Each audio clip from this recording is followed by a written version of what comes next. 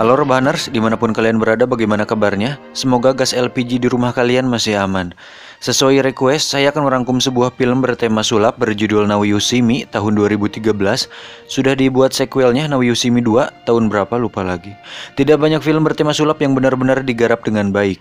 Dan memang film sulap masih sedikit dan masih bisa dihitung pakai kaki, seperti The Prestige, The Illusionist, The Incredible Burt Wonderstone, Red Light, The Magician, The Great Houdini, Sly kurang sih, lebih ke film bocil, tapi lumayan lah. Tanpa berlama-lama langsung saja kenakan handsfree, cari posisi rebahan terbaik, simetriskan kaki kalian, selamat menonton dan cekicrot.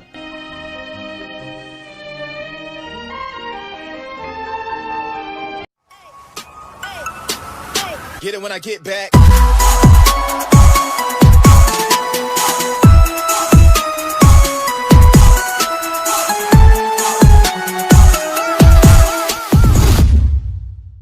Yang merekrut 4 orang pesulap, yaitu Daniel yang ahli bermain kartu, Henley seorang dangerous trick performance atau ahli permainan berbahaya, Jack Wilder yang ahli kecepatan tangan, dan Merritt seorang ahli hipnotis. Sebuah rencana atau berbentuk sebuah pertunjukan sulap. Mereka tidak tahu apa dan siapa orang misterius yang mengundang mereka untuk masuk ke dalam suatu misi tertentu. Semua dibuat dan direncanakan secara detail selama 1 tahun.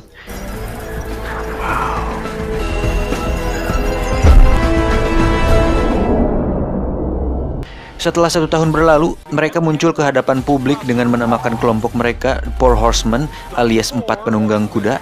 Pertunjukan pertamanya dilakukan di Las Vegas dengan sponsor Arthur Tressler, pemilik perusahaan asuransi. Pertunjukan pertama dengan tema merampok bank dilakukan dengan memanggil seseorang secara acak dan jatuh pada seorang laki-laki dari Prancis yang memiliki rekening tabungan di bank Prancis. Kepala orang tersebut dipasang sebuah teletransporter yang dapat mengirim orang tersebut ke bank Prancis, kemudian menaruh sebuah kartu yang ditandatangani ke dalam brankas.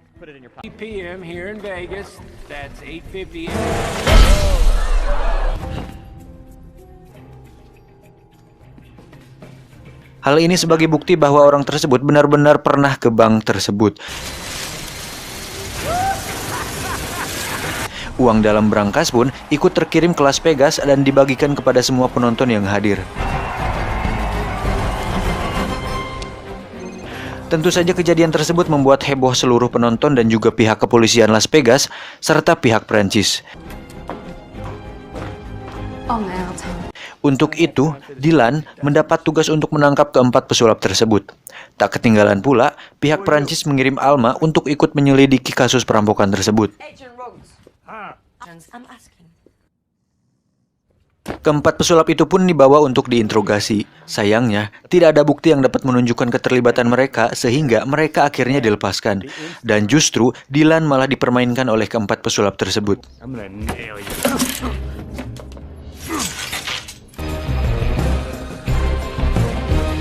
Di sisi lain, ternyata pada saat pertunjukan keempat pesulap tersebut direkam oleh Thaddeus yang merupakan seorang anti sulap.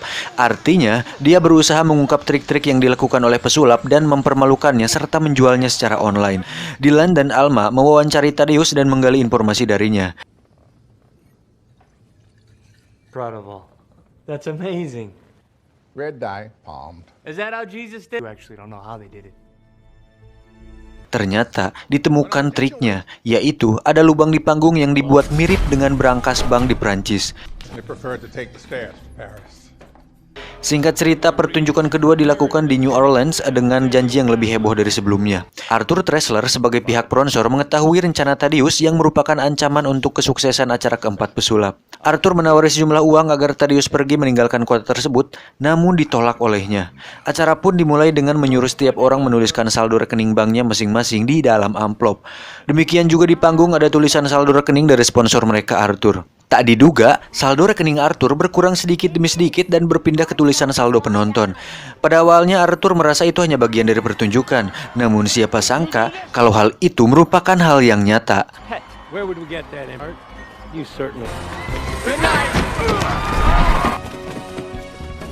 Dylan dan Alma memburu mereka dan terjadi kejar-kejaran bagaikan seekor kucing dan tikus, dan lagi-lagi keempat pesulap tersebut lebih unggul.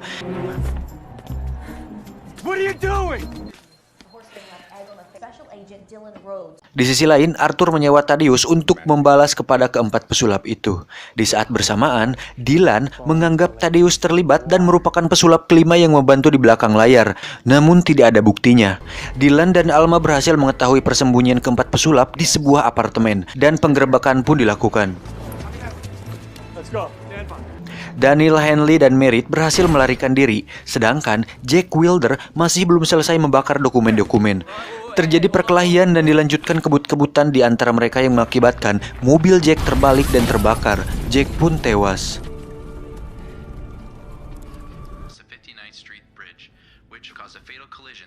Dylan dan Alma memburu uang dalam berangkas yang akan digunakan untuk pertunjukan ketiga di New York. Tapi mereka tetap kalah selangkah dibanding ketiga pesulap tersebut. Berangkas pun telah diangkut oleh truk. Mereka mengejarnya dan menyuruhnya tetap berjalan ke tujuan sebagai jebakan.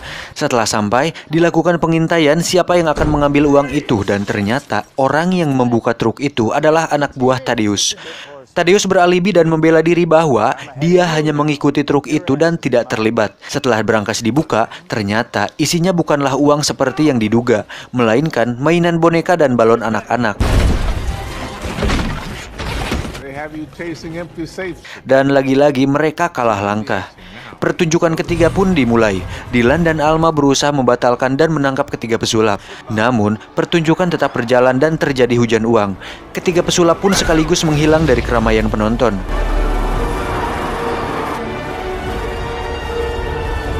Ternyata, kali ini uang yang disebar adalah bukan uang asli, melainkan uang mainan. Thaddeus pergi menuju mobilnya dan begitu pintu dibuka, maka berhamburanlah uang yang banyak di dalamnya.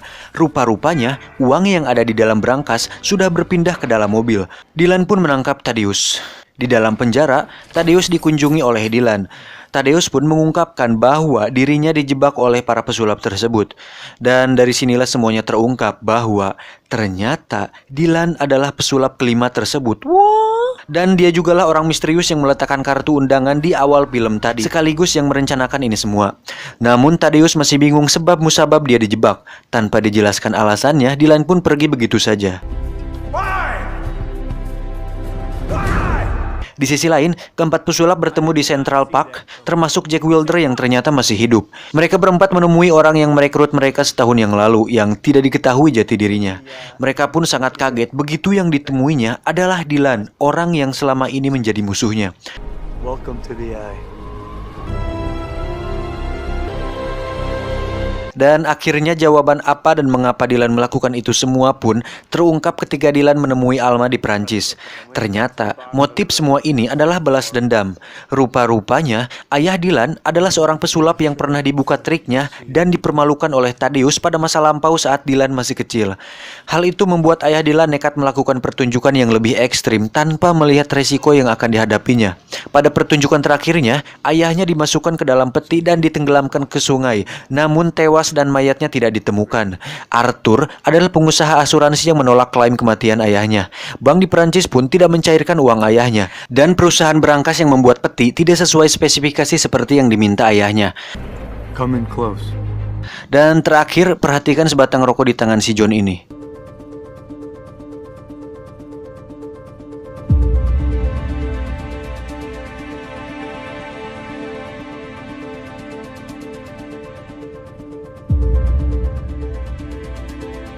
Semakin Anda lihat lebih dekat, semakin sulit kenyataan itu akan terungkap. Now you see me. Ending yang sangat mengencrotkan.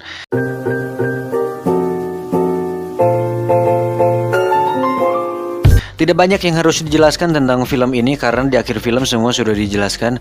Namun memang beberapa trik terkesan sangat mustahil, maksudnya bisa saja dilakukan, namun sangat sulit untuk melakukannya. Secara plot cukup baik, walaupun temponya cepat dan terkesan buru-buru, tapi masih bisa dipahami, asalkan kalian nontonnya konsentrasi dan sendirian, apalagi sambil boker. Semua pemain telah tampil dengan baik dan pas sekali dengan karakter yang dimainkannya. Kami berikan skor 6,5 dari 10, karena memang ada satu film yang menurut kami lebih kuat dalam plotnya atau alur ceritanya, yaitu film sulap berjudul The Prestige karya Mas Christopher Nolan, dan kita akan bahas film itu nanti bulan Agustus tahun 2021. Secara keseluruhan film ini cukup menghibur sebagai sebuah tontonan. Mungkin banyak adegan yang masih perlu dipertanyakan, tetapi jangan lupa film ini tentang sulap yang bisa menghilangkan kelinci dan memunculkannya kembali. Artinya nikmati saja untuk kepuasan Anda. Hikmah yang bisa kita ambil dari film ini adalah jangan seperti Tadeus yang selalu kepo dan membongkar aib sesama, karena bisa jadi suatu saat Anda akan kena getahnya. Dan satu lagi, contohlah sosok Dylan. Jika ingin balas dendam, jangan dilakukan sendiri, tapi rekrutlah orang lain. Biarkanlah orang lain yang melakukannya. Jika bisa dilakukan, kenapa capek-capek balas dendam sendiri? Saya John undur diri dari hadapan Anda. Jangan lupa subscribe, like, komen, dan share agar saya dapat uang dari AdSense untuk mengganti biaya kopi dan rokok selama saya ngedit video ini. Terima kasih atas perhatiannya. Salam Deadwood produktif.